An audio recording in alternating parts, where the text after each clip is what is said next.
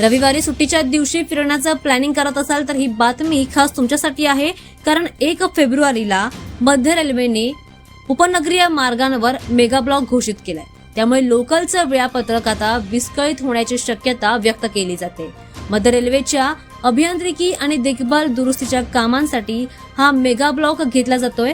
त्यामुळे बाहेर पडताना लोकलचं वेळापत्रक तपासूनच प्रवास करण्याचं आवाहन देखील करण्यात आलंय. रविवारी मेगा ब्लॉक हा ठाणे ते कल्याण स्थानकांदरम्यान अप आणि डाऊन जलद मार्गांवर असणार आहे. या ब्लॉकचा कालावधी सकाळी 10:40 ते दुपारी 3:40 वाजेपर्यंत सुरू होणार आहे.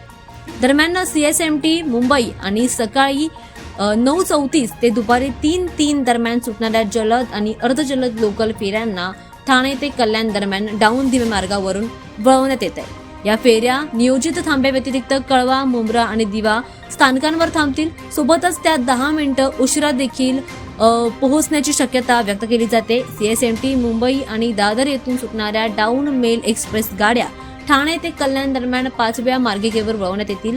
सोबतच CSMT मुंबई आणि दादर येथे येणाऱ्या मेल एक्सप्रेस गाड्या कल्याण ते विक्रोळी आणि ठाणे दरम्यान 6व्या मार्गावरून वळवण्यात येतील असं देखील सांगण्यात येते.